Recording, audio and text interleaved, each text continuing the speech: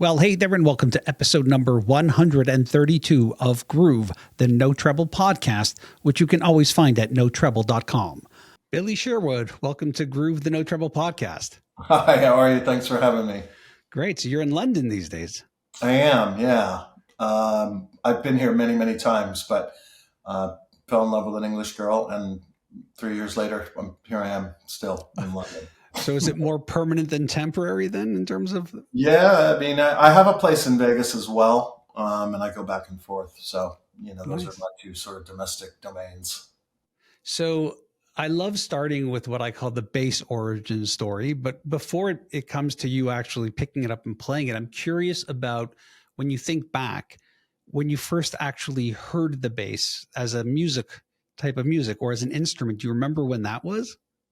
Well, I mean, but long before YES, I was into funk, and I was into Ohio Players and Parliament and Shaka Khan and the funky kind of side of things. And the bass was always something that attracted me to that because I loved those bass parts on Earth, Wind and Fire are outstanding, right? So I was drawn to the bass through that.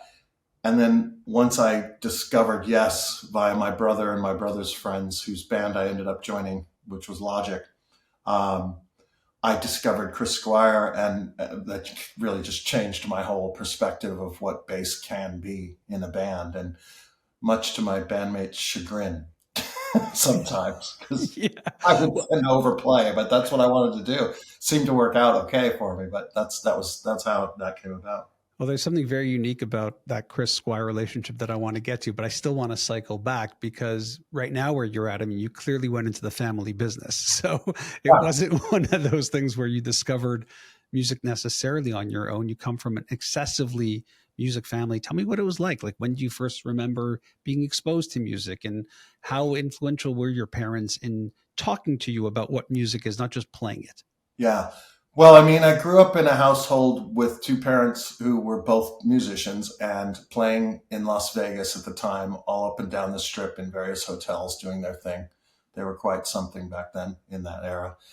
And I remember my first sort of memories of music, as you asked, is kind of playing with my Hot Wheels cars underneath my dad's white grand piano while he rehearsed a Dixieland jazz band where my mom was playing drums over there on the other side of the room. Because everyone's mom is a drummer, Billy, right? Right? I mean, and to be fair, that's how I learned how to play.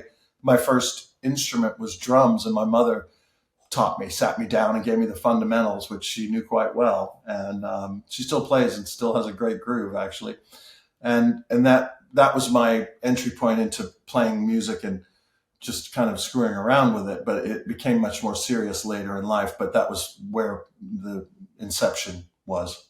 I read somewhere that your first concert was Earth, Wind and Fire, Mm. which It is was. I passed on going to see Yes Relayer at the time because I wasn't a diehard just yet. And I regretted that a year later when I became like immersed in the whole Yes experience. But yeah, Earth, Wind and Fire, 76, I want to say, or 75, somewhere in there, whenever Yes was touring Relayer. I think it was around there. so I'm always fascinated with musical families like the one you were brought up in, because I always think there's multiple things happening at the same time. One is there's an exposure to music, which is just interesting and fascinating and great. Yeah. There's your own taste. There's your social circles. There's where you are geographically. In your case, it happened to be Vegas during a very interesting time. And then you start maturing at one point and deciding you're going to be interested in music or playing music. Yeah. And, for me, like, I was raging against my parents. It was like I didn't want to listen to their music. I wanted my own music. So I'm curious, at that pivotal point, I'm going to assume in your early teens, Yeah. what was actually happening in the scene? What were you being exposed to? Was there more influence coming from your brother? What was happening? Well, in the early days, I was hearing all the standards. They're called standards, right? All the standards that my parents were playing, and in addition to that, some of my dad's original stuff. And it was all in that genre of Sinatra, Cole Porter sort of era of songwriting and performing. The American And so Songbook, yeah. I grew up with all of that great music, which it is great. I mean, I still listen to it today. And only later in life did I realize what a value that was to be so immersed in that, and how important that would be later to have these musical references. Because, when you're writing music or playing music, you're constantly thinking about other things and trying to formulate your own art, but those influences come in. And so that jazz big band thing that I grew up with initially was really kind of an important step for me, and a value. And those were where I really began. And then my brother and his friends, they were 5 years older than I was. So I learned all of what I listen to today from those guys. They turned me on to Yes, for instance. And they were listening to Close to the Edge in their room, doing whatever those kind of aged teenagers do. Right. I wasn't quite there. And they pulled me into the room. They're like, you got to listen to this Yes record called Close to the Edge, and I was like, okay. And they played me Close to the Edge. And, the intro of Close to the Edge is absolutely insane. It's an amazing piece of music, but it's crazy. And so as a young listener, they played it for me, and I kind of made them stop about 2 minutes in. And I said, guys, this is horrible. What are you doing here? I'm going to go listen to Earth, Wind, and Fire or whatever, And then they kept listening to it because, Yes fans, us Yes fans, we obsess on this stuff, and we listen and listen and listen. So they were listening and listening, and I kept walking by the room every day, hearing it. And then there was one day where it sounded different to me. And I was like, wait a minute. And I walked into the room, and they're like, what's up? I said, play this one more time for me, And so they played me Close to the Edge. And from that moment, it was like a light bulb went off about how this all works. The musical geometry made sense. The madness of Chris Squire's bass part made complete sense. And Steve's solo became this melody that I understood against it. It wasn't just all this crazy guitar playing. There was a point and a purpose to it all. And of course, the rest of the album is gorgeous as well. But that intro was really the defining point for me, where I was like, from sheer chaos and I don't get this at all to I completely understand this and I need more of all of this. And so I became a massive Yes fan at that point. So this is mid 70s? What year would this be? This is probably 75-ish, 4-ish, somewhere in, well, maybe a little earlier than that, actually, maybe 73. So I was 9, 10, kind of coming into my own musical. Well, I was going to say, so this is an interesting time musically as well, because it's still disco-ish, heading into this Motown world. Prog rock to me was some type of reaction of the hippie music, injecting with, I think, was some type of maybe reinterpretation of what could jazz be. I think there was something happening there in the fusion for sure. Yeah. And so there were many paths at that point. There were bands like The Who. There were bands like Kiss coming in soon. There were bands like Genesis. There were bands. Gentle Giant, for sure. We can talk about Derek because that's another impactful moment as well. Yeah. So this is like a moment. And I say this because I feel like if you were a young or teenage person at that time, you either really got deep on prog or it really wasn't your thing. Yeah. And so this is what I'm really curious about in terms of you thinking in music. Were you like, oh, I found my tribe? Or were you also interested in all the pop stuff? Well, it's funny that because, I was young, obviously very young. And so sort of in a cultish manner, when I would go to school and my friends would try to play me, Led Zeppelin or AC/DC, it was like, guys, this is too simple for me to listen to. I need that complexity in that.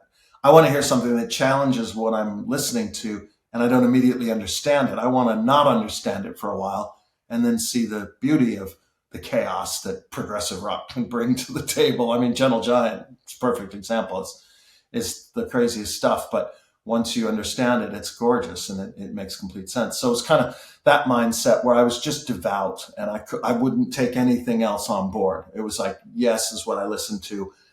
90% of the day. You know what I mean? So was Genesis too poppy for you even then? Genesis came way later for me. And to be honest, I didn't even know Peter Gabriel was in Genesis. Right. It's common. Until it's weird how I discovered Genesis because Yes in 1980 formed with the Buggles, as you know, and that was sort of this period where I was waiting to hear what this new Yes was going to sound like. I knew their album was coming, but I had heard they're going to do a gig at Madison Square Garden that they're going to broadcast. I'm sure you know about that broadcast as a Yes fan. And so I was waiting, with bated breath by the radio, and I'm like, oh my God, this is going to be amazing. The new Yes is going to be on at 9:00 or whatever. They're going to air it in LA. And I'll never forget sitting there in my room waiting and waiting. And must have not looked at the clock because it wasn't quite 9, but it was close enough that I thought it's coming. And the DJ said, Yes is coming soon. And then he played a track that I thought was Yes, called Games Without Frontiers by Peter Gabriel. Right. And I heard Games Without Frontiers and I was like, wow. I mean, this is so different for Yes, but this is amazing. This is going to be fantastic. Only to discover that was Peter Gabriel's solo after the record stopped. And I went, who's Peter Gabriel? I got to figure this guy out, And so then I discovered Gabriel. And then around that same time, I don't remember, but I started hearing this song called There Must Be Some Misunderstanding from Genesis 2. Sure.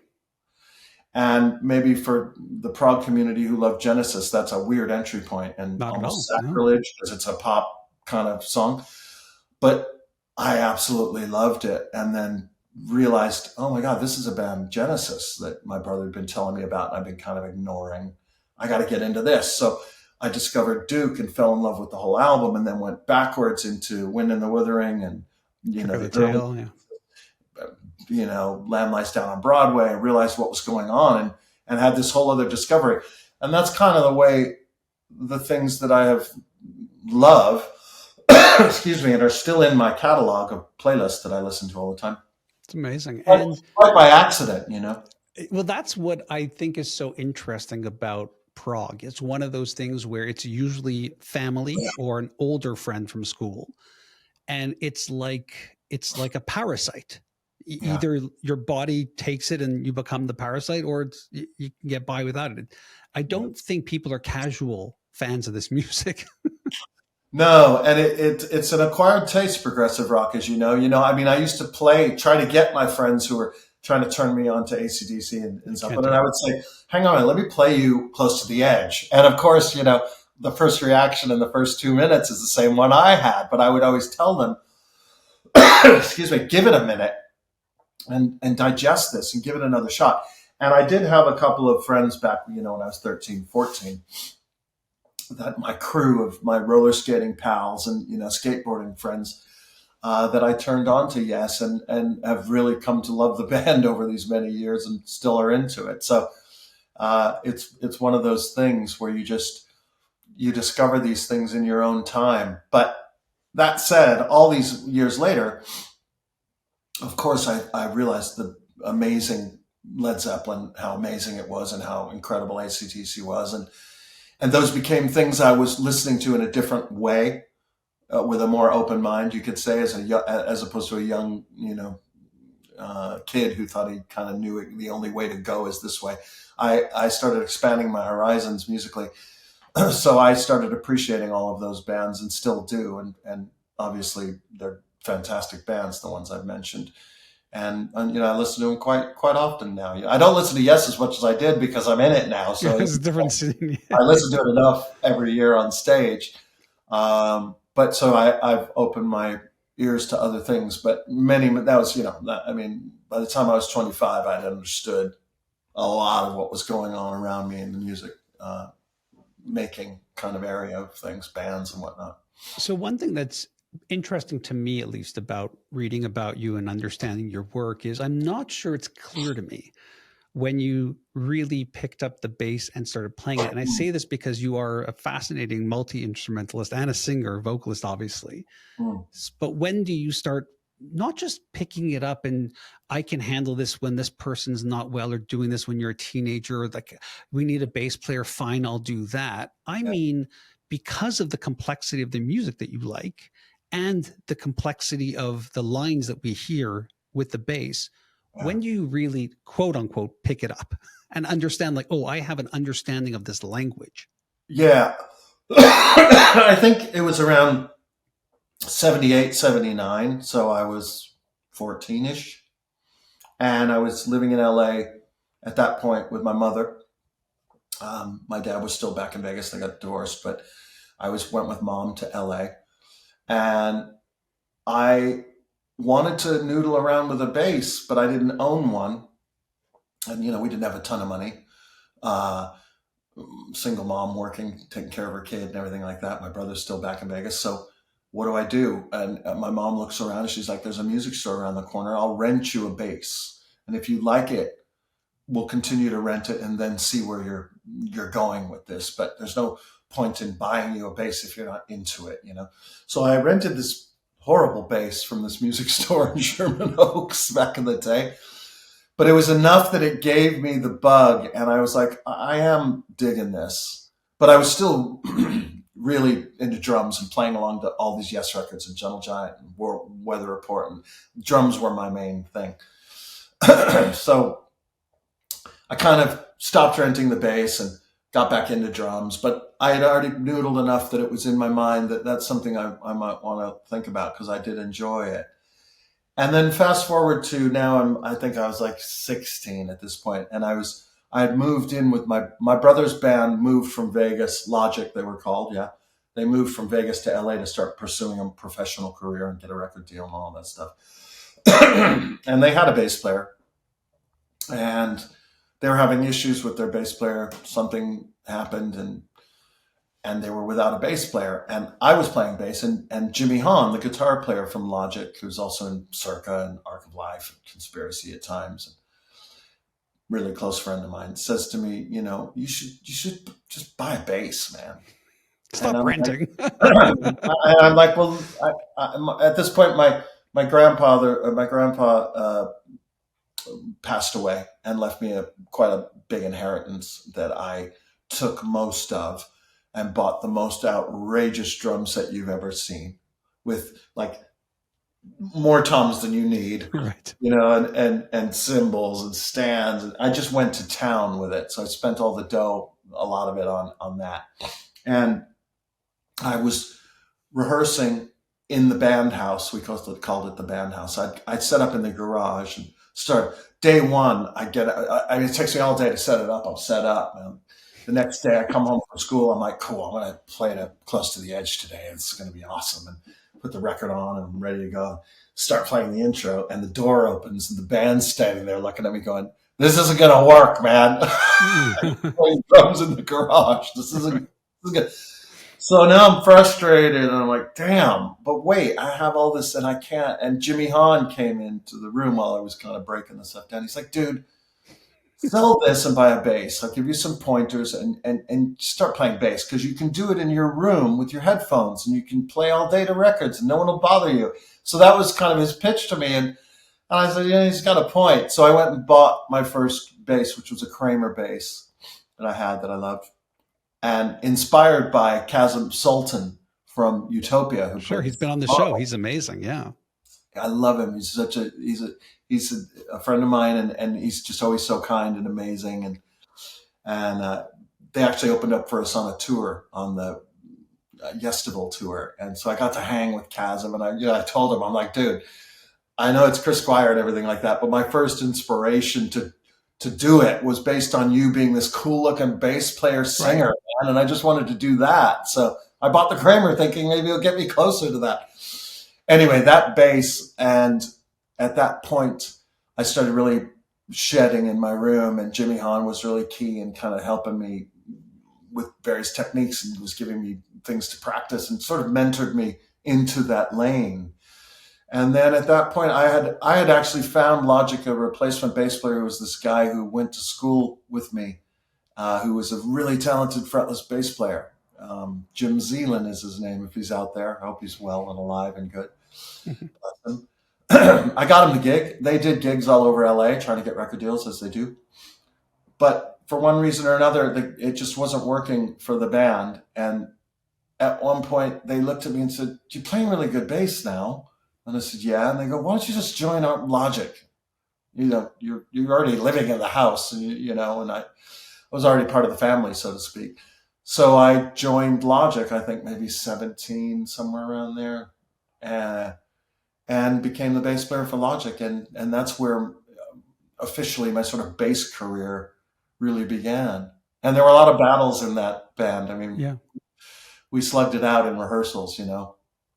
But also, what's There was a lot interesting. of, do you have to play that? I'm like, well, yeah. He's like, yeah, but the chord's just like a G. You could just hang on the G. I'm like, yeah, but Chris would, you know, go here, and that's what I want to do. And they're like, well, but you're not Chris Squire. I'm like, yeah, I know I'm not, but this is kind of what I want to do. And it's so funny. Well, funny. It's tragic on one hand, but it's just a strange kind of fate that has led me to where I am here. Because out of all the bass playing on planet Earth that I idolized, it was Chris. Was, you know, Chris and Jocko. But Jocko's world was a whole other lane of fusion and jazz that I completely love. I mean, Jocko's my favorite, but I never really, I didn't have the time to get in there and shed like that. I wanted to perform and play. You know what I mean? Yeah, it's funny how when you think about the role of the bass in this type of music, that I feel it straddles both worlds. And what I mean by that, Billy, is I've spent 10 plus years having these conversations with the best of the best across genres. It's a joy for me to do. It's just fun. It's not my real job. It's what I do as a hobby.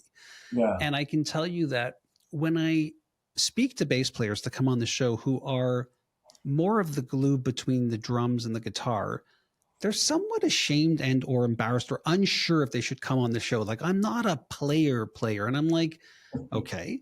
And on the other side, you typically have what I would call more of the lead bass players, your Victor Wootens, your Steve Baileys, your whomever, who Right. are really comfortable bringing this instrument to the forefront because it has a lot to say. Yeah. Prog is really interesting. It sits right in the middle, where Yeah. there is this role to do this, but there's also this expectation, anticipation, or want in a Chris Squire, Geddy Lee, whatever it might be, way Yeah. to Yeah. make it sit in a different place. Now, I'm curious, because of your experience across so many bands and so many experiences, how you think about that when I say to you, like, what reflects in your brain as I say something like that? Well, I mean, I have to go to the song, and what does the song need? I mean, as far as like me creating, let's say, bass parts for the new Yes that we have here with me replacing Chris now, what's going to be 10 years, I guess it is now. I'm still always thinking about, and always have done, the song first, but like, how can I make the bass interesting in this song to where it has its own place, but it isn't trying to just take over and be flashy and say, look at me, this bass line's moving all over the place.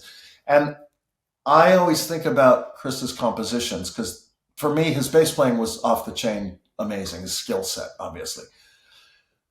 But it's the compositions that stand out to me, and the choice of notes, and the sort of the space that he can provide with one or two whole cool notes that just kind of ring through a section, and then the tricky bits that he puts in, and finding that hybrid. So I'm always looking for that kind of place and coming from that place when I'm thinking about bass with Yes. And, you know, I think part of why I'm sitting here is Chris understood that I understood that. And we shared that same passion. And, you know, when we would write things together, which we wrote a lot of things together, you know, oftentimes I'd play a bass bit and say, what do you think? He's like, oh, that's cool, but what if we did this? And I'd hand him the bass to show me, and he'd go, no, you've got it. Just go like this, you know? And I would say, well, you play it. You're Chris Squire. He's like, well, no, you're there. But and then I would play it, and he'd go, I'd wiggle the top. I'm like, well, here. I hand him the bass again. No, you got this. So there was a trust there, and that really helped me develop over those years a sense of where he was coming from. And I never realized that I'd have to employ that, because I always thought Chris would be the last man standing, but it's not the case. So whenever I'm working on that kind of stuff, I'm I'm always thinking about Chris. You know, when I was writing the last track that was the single for the first for Mirror of the Sky, Cut from the Stars. When I was writing the music for that, I started with that little bass groove. You know, that starts from the low end of the neck and goes up to the high and stuff, and it's got all that in it. But the melody within there, and when I came up with that, I thought, I bet Chris would have done this. This is something Chris would say, yeah, let's work on that. And so I would pursue it, you know. And so I'm always kind of trying to look at it through that lens. Obviously, while being myself, I can't be anybody else but me.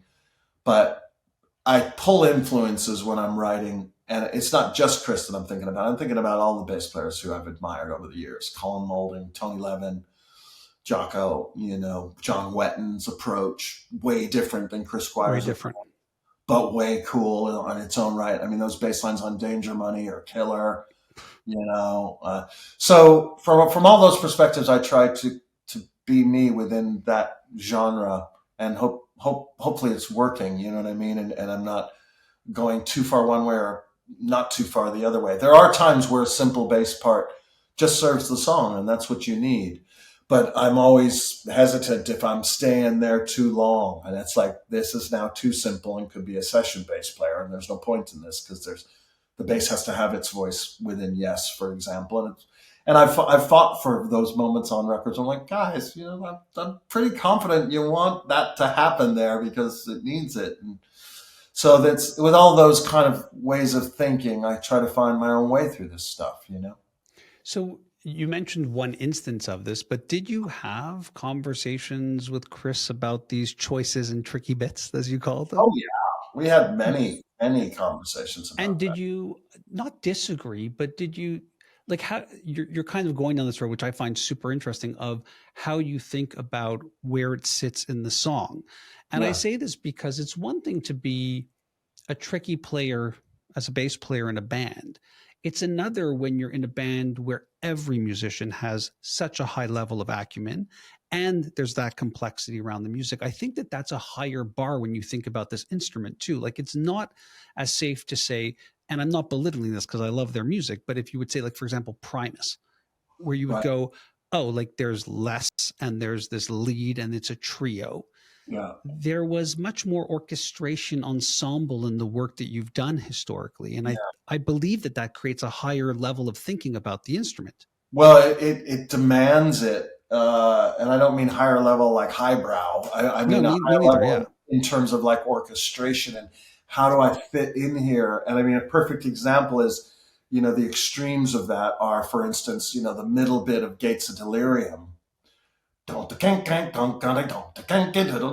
which is madness in a strange time signature and aggressive and just in your face. And then the texture and the soft beautifulness of which was one of my favorite things that I've played with Yes ever was on the last tour was Turn of the Century.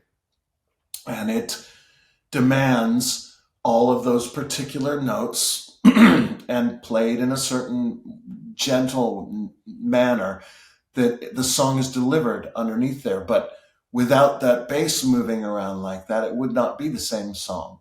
And you know, that's what I found the most fascinating to listen to Chris. And I still listen to him all the time. And when I'm, especially now when I'm rehearsing for a tour, I go back to the original records to listen. And there's always things, even though I've heard them thousands of times, where there's things that just stand out that make me think, man, how did he think of that? That is Yeah. so brilliant right there.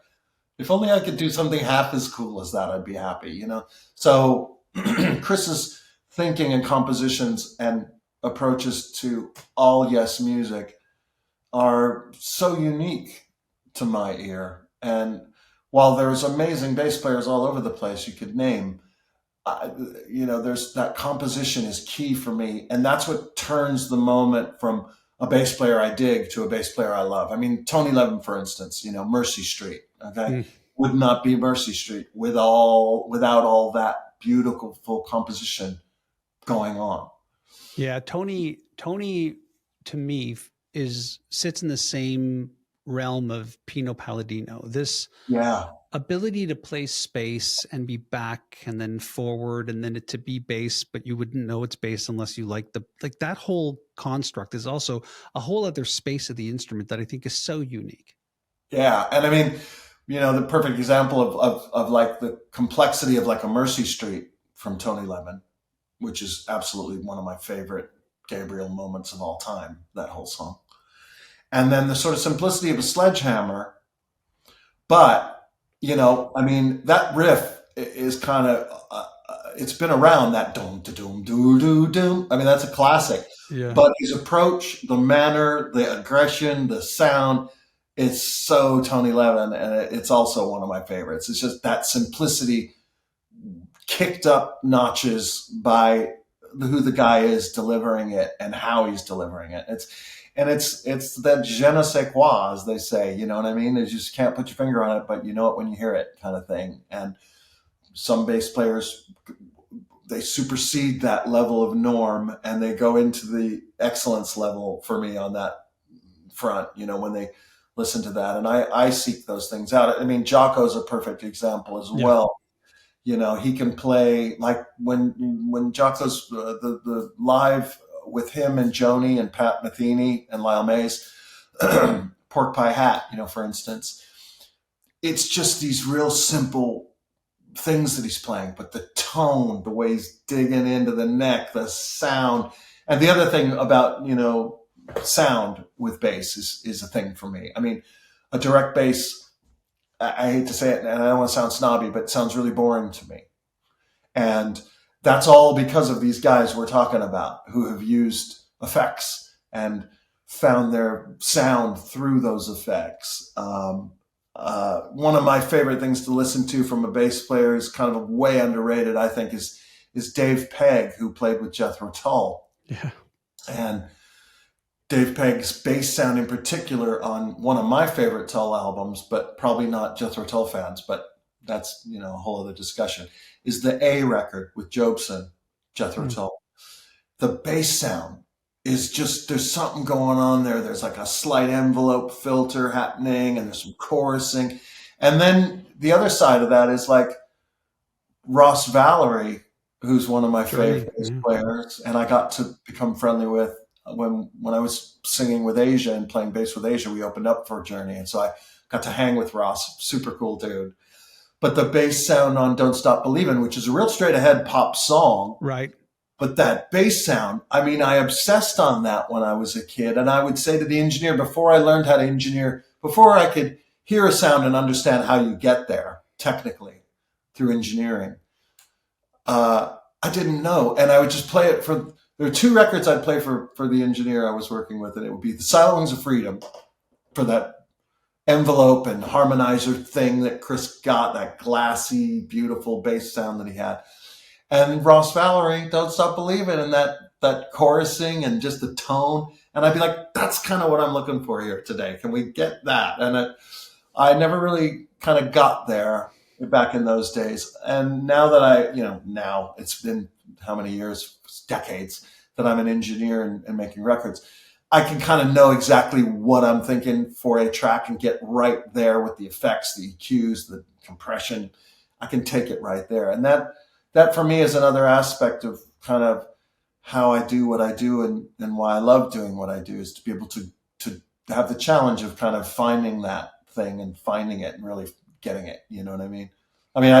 I perfected the Silent Wings of bass sound to the point where Chris, came over one day. He's like, man, you've got this nailed. And I said, yeah, but it's still not like what you did. So what exactly did you use? And he gave me the effects and devices. So I went to the Guitar Center. I bought the boxes and the little stomper pedals and came home, plugged it in, dialed it up, and it wasn't it for me. So I returned those, went back to my bass sound. The next time he came over, I said, I tried all that. It didn't work. He goes, you don't need to bother. You've got it absolutely nailed with this. So that is a key for me. The tone, the sound, the effects are definitely a thing that I lean into. And a lot of my heroes have as well. John Wetton on I think it's the only thing she needs, the end violin solo where the bass gets distorted, ding dong, ding dong, ding dong, ding, and it's just like, goddamn, that is just gorgeous and crunchy and beautiful, you know. So I'm always inspired when I listen to that kind of stuff, and it's drawn me to how I do what I do. You know? So I want to bridge what might be a gap for some listeners, which is the meeting of Chris Squire, Yeah, and then how your career shifts and changes in this dramatic way. From what I understand, the year is probably 1989. yeah, that's about right.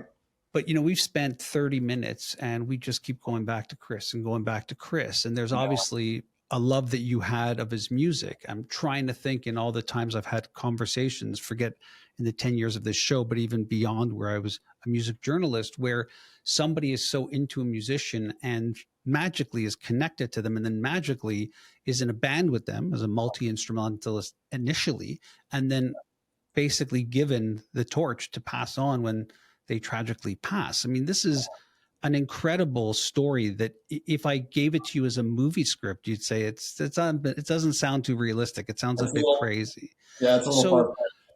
connect the bridge points, which is you're playing somewhat professionally, you're creating music, you're doing all this. And then in this crazy family tree that is Yes Music, Yeah. what is the introduction and why you, and how do you know this is going to be a good fit and a career for you? Well, it's a funny thing. There's a few spokes off of the hub, if you will, that all get me to where I was. When we were recording the Logic record, I didn't know Chris yet, and I was recording with the guys who were producing, David Page and Steve Porcaro from Toto. Toto. Produced that record, and I was playing some bass in the studio and doing my thing, and David Page looks at me and goes, "Man, the way you play and your sound and everything, you should be the bass player." And yes, he says to me in the studio, I'll never forget. And I said to him, "Wouldn't that be great? But that Chris Squire's got that gig going pretty good, and I'm in Logic, but this is how I play. So are we good? Yeah, we're good. Let's move on." So fast forward now to 88, actually. I have a little picture of the actual advertisement. The Moody Blues are going to play, I think it was the Greek Theater or the Hollywood Bowl, one of those two. And the keyboard player from my second band, World Trade, had become the additional keyboard player with the Moody's opposite Patrick Moraz, who is one of my heroes. And I didn't ever met Patrick at this point. So Guy Allison, the keyboard player, calls me and says, "Do you want to come to the show tonight? And I'll introduce you to Patrick." I'm like, "Oh man, I'm there. Let's go." So he hooks me up with backstage passes, and I've got the laminate, and I can go anywhere I want, the green room, blah, blah, blah, blah, blah. And so I go to the concert, and I'm sitting there, and I look in front of me, if you can imagine 4 or 5 rows to the right, and I'm like, "That's Chris Squire." And I'm like freaking because that's Chris Squire, you know? And I'm thinking, how do I do this? Because I got to introduce myself to this guy, but how? And I'm trying to think of how to do this cleverly. And he gets up and starts walking towards what I can tell is where the green room backstage door is. He's got the laminate. I, scoped that he had all of the same stuff I did. So he's probably going to that room. So I get up and I start following him. And we're walking now. He's about 5 feet in front of me. And I close the distance. He's still in front of me. And he wore this really long jacket. I'll never forget. And I, like a kid, I just pulled on the back of his jacket. And he turned around and looked at me. And I said, "You're Chris Squire." And he goes, "Yeah, that's right. That's exactly who I am." I said, "Hi, I'm Billy Sherwood. I just wanted to say hello. You have no idea. I'm a huge lifelong fan of Yes. And I love your work. And I mean, I'm in a band myself that I'm working on right now." And he says, "Well, I see you've got all the same stuff. Do you want to go have a drink?" I'm like, "Yeah, let's go." So we go into that room and off you go. That begins the relationship. And what I didn't know at the time was after that evening is that he was working with Derek Shulman. So Gentle Giant, and then a lot of A&R, very famous. Yeah, and we've been discussing stuff with Derek Shulman because Derek was talking about becoming the president of Atco Records, where they had Yes without a lead singer, and signed Dream Theater, and on and on. And And Derek says, yeah, I know Billy Sherwood. He's in this band called World Trade. I signed them to Polydor. You know, he's doing this. He had this band called World Trade, and Chris heard the demos of World Trade and didn't know that at the time, and said, "Wait, this was the guy who I just met." And Derek's like, "Yeah, this is him." So Chris asked Derek, "Can you arrange a dinner between me and Billy? Because I'm digging what I'm hearing, and I love his voice. He sounds like John Anderson, and that was a lot younger back then. And let's meet him." So little did I know that what that really was they were trying to get the planets to align that I would join as the lead singer of YES. And I still had World Trade at the time. We were about to, make our record. And I was like, wait, what? No, that's crazy. I'm not doing that. I'm in my band World Trade. I'm the bass player, lead singer of World Trade, and I have my band. And, I was a lot younger then, and I'm still pretty stern in my beliefs about my career and what I want to do and when I want to do it, how I want to do it. So I wasn't going to have, back then I was even more, I wasn't going to have someone manipulate me out of my band. I was committed and loyal, and we had a real nice record deal and all that stuff.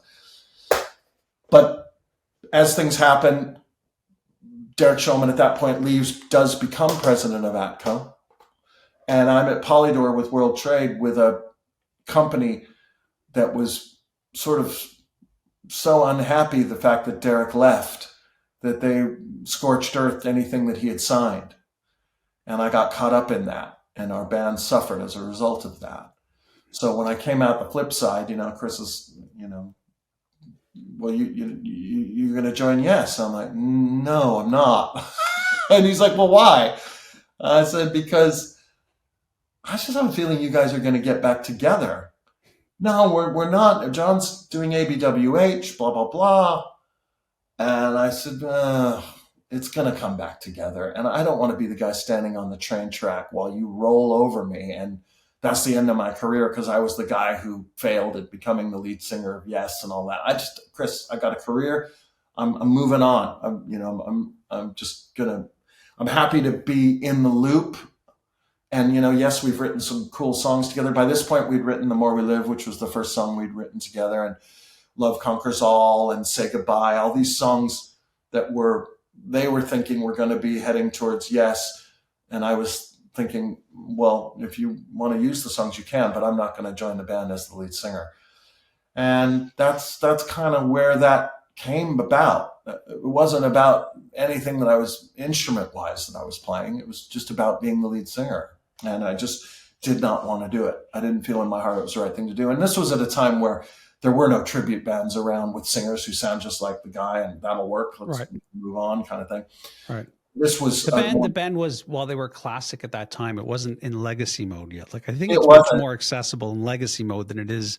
Well, yeah, I mean, they went on to do the Talk Tour, which they asked me to come on to as a multiple instrumentalist, and that was the 90125 lineup. That was my first YES tour, was touring with the 90125 lineup. But some of the songs from that era did make it onto YES records. Obviously, The More We Live is on the Union album, which people can hear. And Love Conquers All is on the box set, which people can hear. And so I was kind of in the loop. And I told Chris, look, I love you. And you're one of my favorites. And I love all the other guys. I had met all the other guys at that point. So I'm here if you need me. But this is going to come together. And sure enough, it did. It was Union. I could see it on the horizon. I just knew it. Because I was savvy about the business. I could see lawyers gathering and agents and tours that we're talking about. And I just saw it coming. I just wanted to get out of the way. But that was the first how I ended up in that circle. So it's like, and then I just kind of left that orbit. Yeah.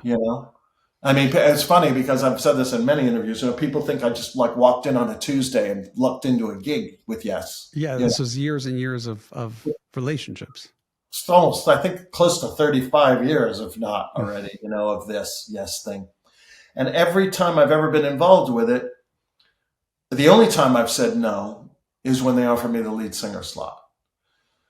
In other words, the next phone call I get is from Trevor Rabin in '94. Do you want to come out and tour with us as a multi-instrumentalist, and you'll play guitar and keys and sing? And I was like, wow, yeah, of course, I'll do it. So I did that. And it was on that tour, I think, as a Yes fan, I step away and look at an event within the Yes world, and I see something that was really unique and never happened and never will happen again, which was when Chris Squire came up to rehearsal and goes, we're going to play this song called Endless Dream. It's got this crazy intro. And I was thinking we could do it together on bass. And I said, what? You're the bass player, yes. I mean, I'm playing additional guitars and keys and singing and shakers and maracas, but like, you're the bass player. I don't need to do that, Chris. I appreciate it, but I don't need to do it. He goes, no, I'm not telling you. I'm not asking you. I'm telling you, we're going to do this. I said, oh man, really? We don't have to do this. Billy, we're going to do this. Grab your 5-string. So I get my 5-string. He's on his green Meridian 4. And we sort it out in octaves and we play this crazy bit, which went on to be how we did it on tour. And to me, that was the most special part of my working with Yes at that point. Because I mean, how the hell did I end up on stage doing a double bass thing with my hero? And I know that there's no one else who's going to do this but me on earth. And this is a super special, unique moment. Take it in. And I did understand how intense that moment was. And little did I know it would be the precursor all these years later for him handing me the bass spot the way he did. But when I look back on it, it makes complete sense because he had more faith that I could do it in that moment than I did. And it wasn't faith that I didn't have in my ability to do it. It was my saying to Chris, look, man, I know we're friends and you're trying to be a good guy and have me participate more and everything, but like, you don't need to do this. And he wanted it to happen. And in the same regard, when he asked me to take the gig in 2015, he wanted that to happen. Yeah. And so, just testament to Chris, I want to talk about 2015 because I think that there's somewhat of a spotlight effect happening in that moment, which is you're in this band or part of this ecosystem and there's this spotlight. But as a fan and as someone who was tangentially in the business back then, it looked like Chris passed and there was a new bass player because there was a tour. Sure. And it's not actually what happened. It is, I think, much more emotional when you know the story and the relationship that you and Chris had and conspiracy and all the things that were happening. Yeah. But to the optics of the public, you're reading headlines. It's, Chris passes. Oh my God, band will continue to tour with Billy Sherwood. But that is not what happened. Right. Well, I mean, that was a weird time because when Chris called me, and I've told this story before, he called me before I knew he was ill.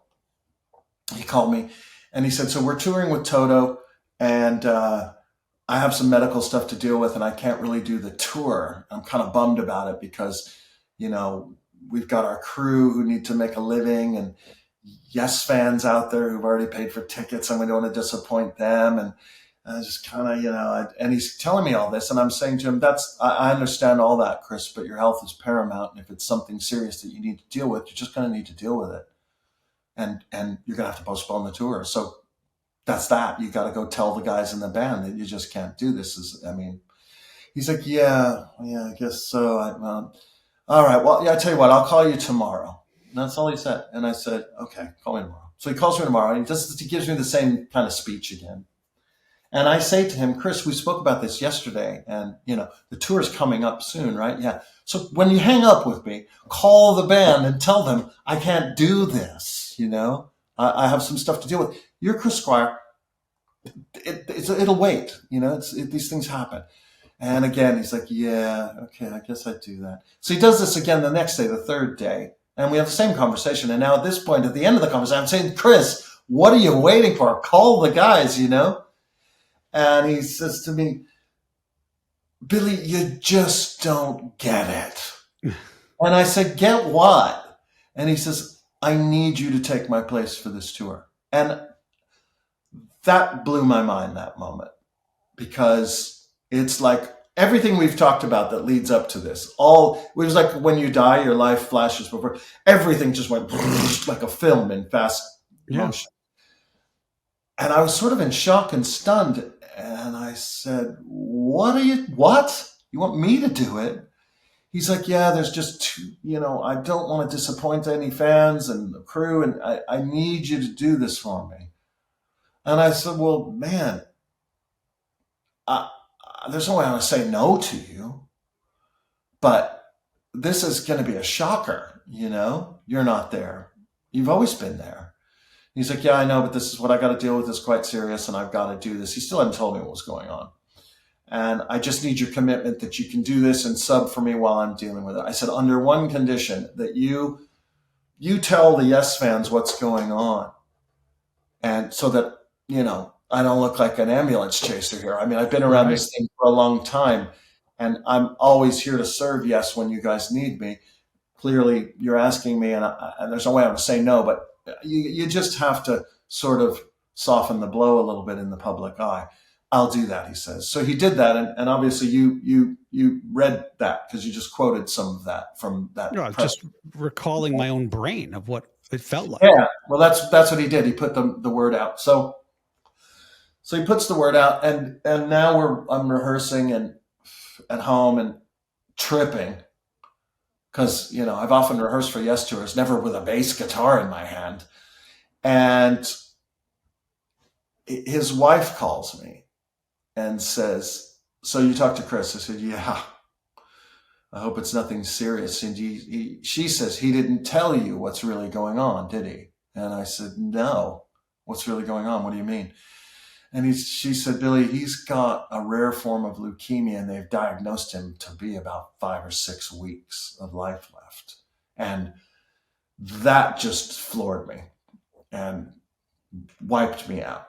And I said, well, I appreciate you telling me this. This is the saddest news I've heard since my father died. Thanks for sharing this, but holy cow, this is horrible. And she hangs up the phone, and a couple minutes later, Chris calls me and says, so she told you, didn't she? I mean, he had an amazing sense of humor. He's like, so she told you, didn't she?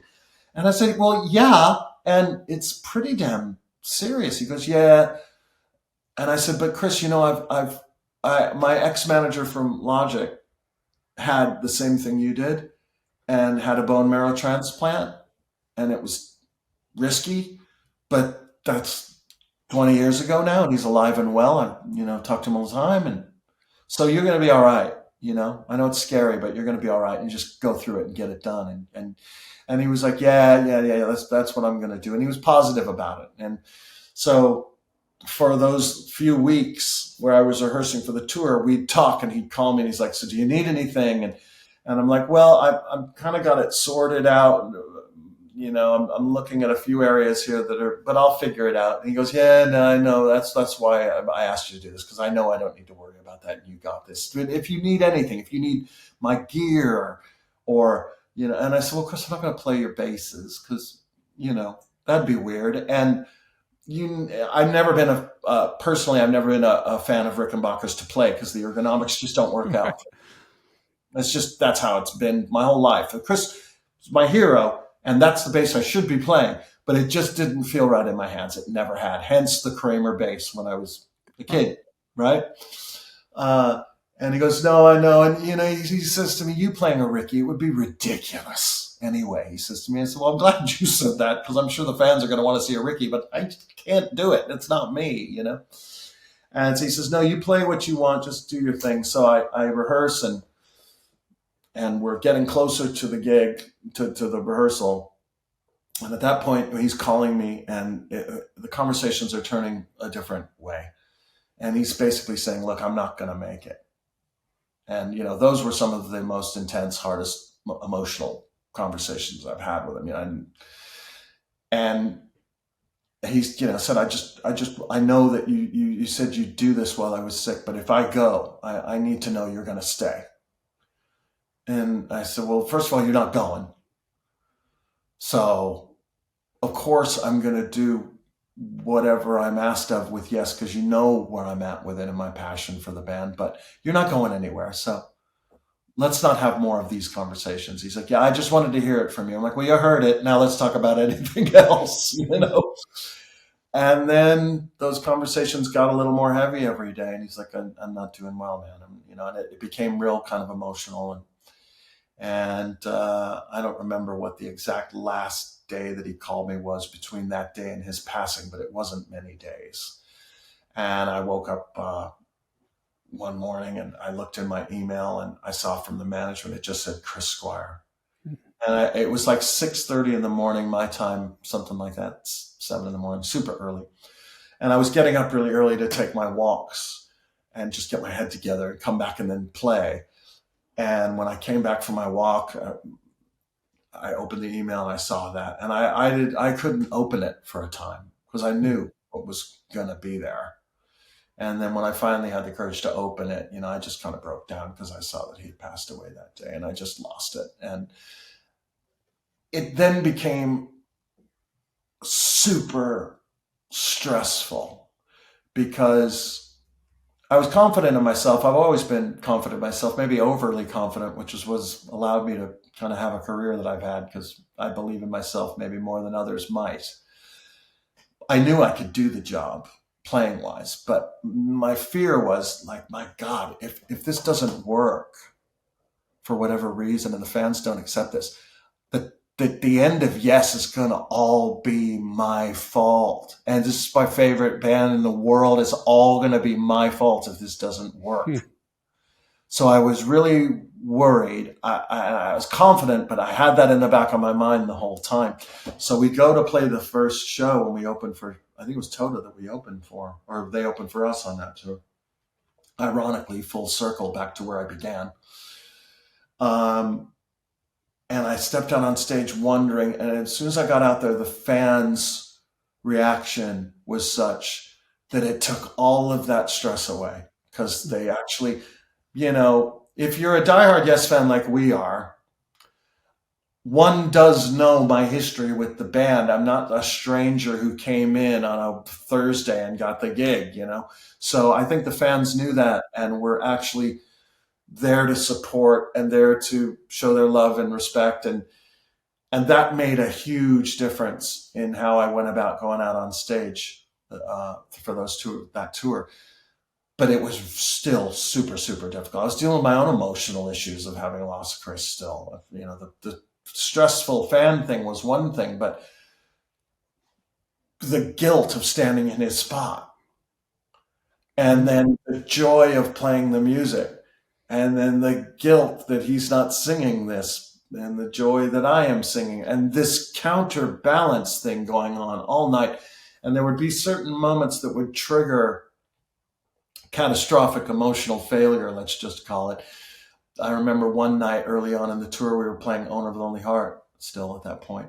And that little silly bass riff that he does in the middle, the boo, doo, doo, you know, it's always something I really loved.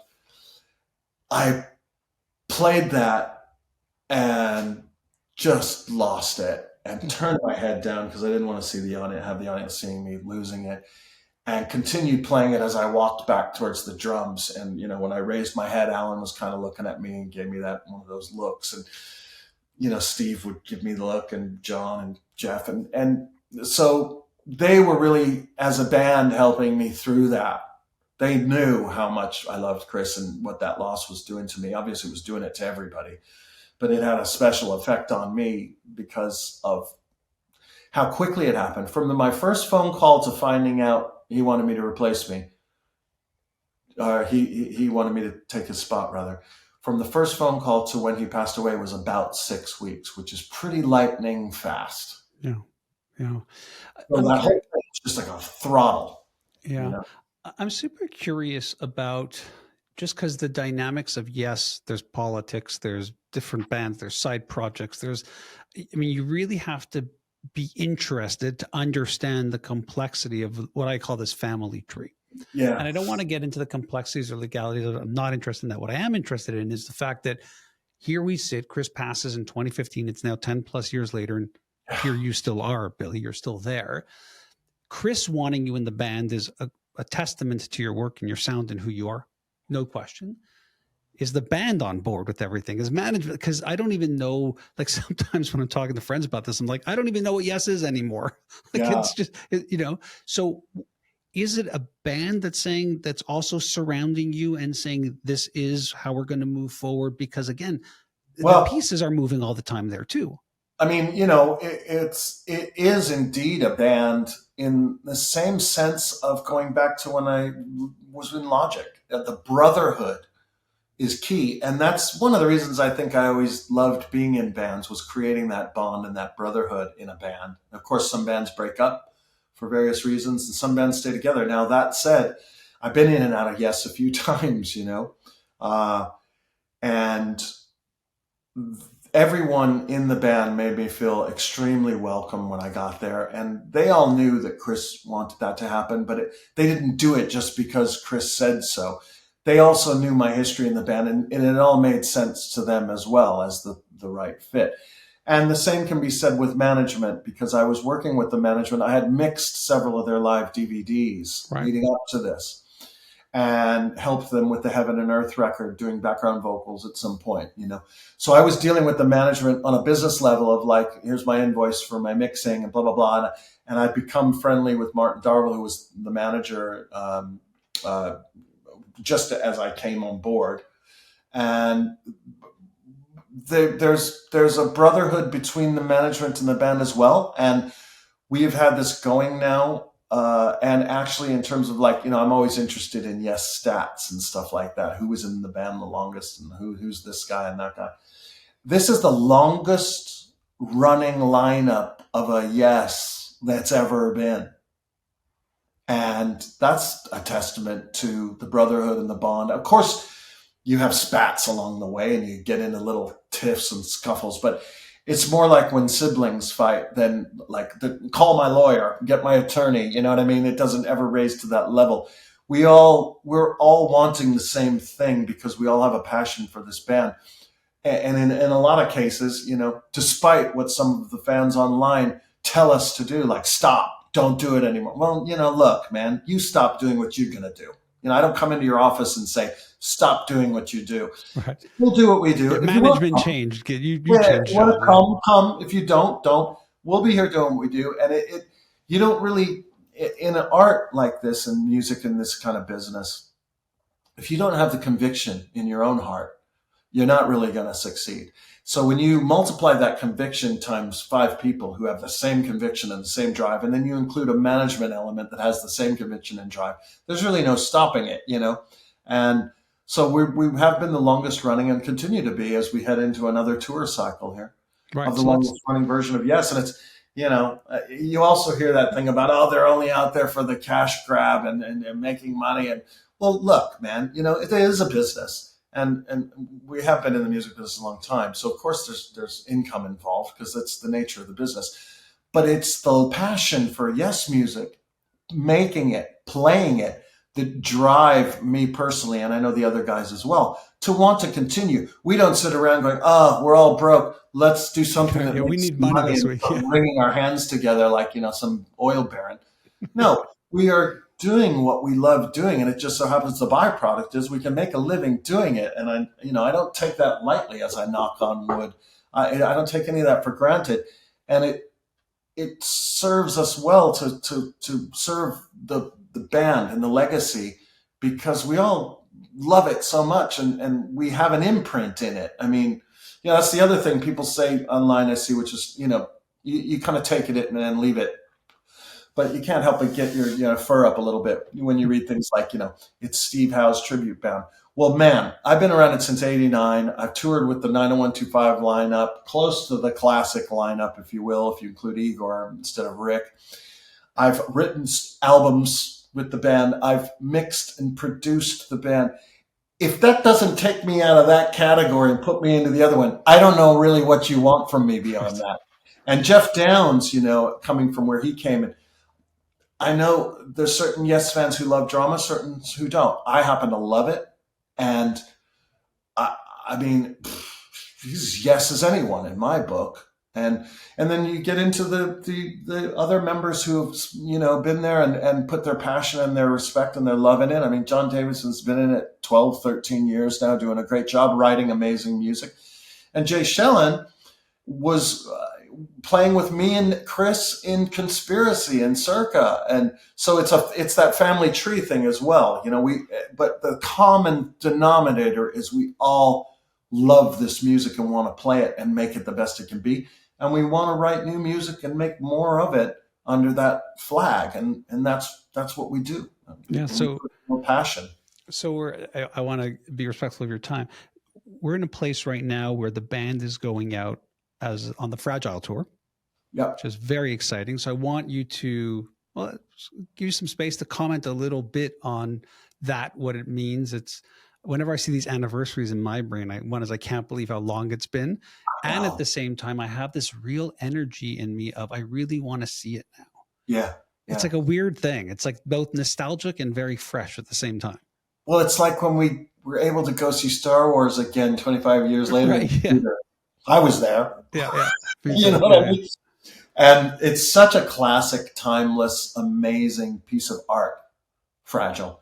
The music is so artful, and Roger Dean's artwork lending it this whole other level of depth. You know, I hate to sound so damn old, but it's true. Kids today, they missed out on a whole thing that we had. Yeah.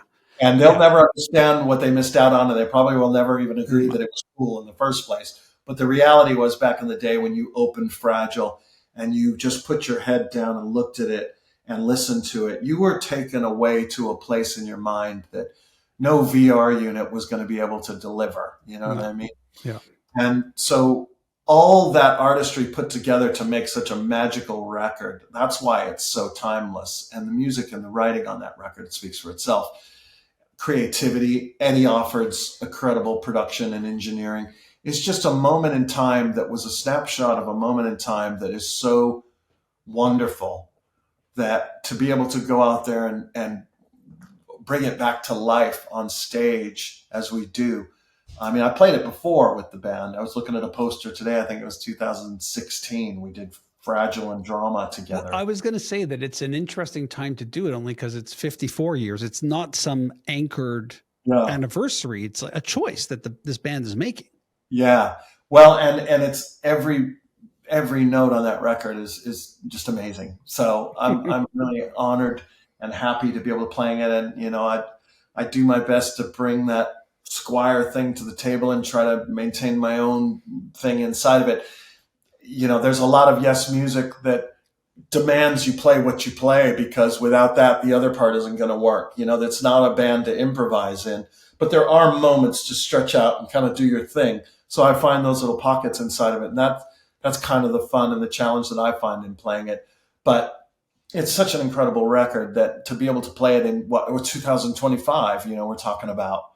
I mean, had you told me when I went to go see Going for the One in 77 that like one day you'll be playing all of Fragile in 2025, and given the circumstances that have afforded this, the tragic ones in this case with Chris's loss, I never would have believed you. So, you know, also, just even 54 years is an insane number. It is. I mean, I was 9 when they made this record. But I was born that year, Billy. It's so funny. You know, back in the day when I was in the in the band during the Open Your Eyes Ladders days, you know, there was a lot of band turmoil. You know, Yes is known for that. A lot of politics that go sideways and they get righted and move on to the next thing that falls off the map and you get it back on track. Anyway, there was something that went on, and I, as the ambassador of goodwill, sort of called a meeting and got things sorted. And it got sorted. We moved on. And as we left that meeting, I said to Chris, I was joking. I said, you see, you should have had me around back in the day. I could have solved a lot of these problems for you.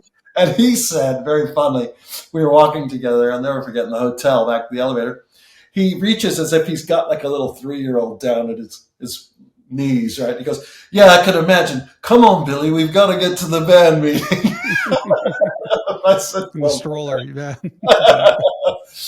I don't know. It's an amazing thing to think about, and I used to wonder, how did this all happen? I don't know. I just kind of put it up to fate and destiny at this point, but it's an amazing thing to do.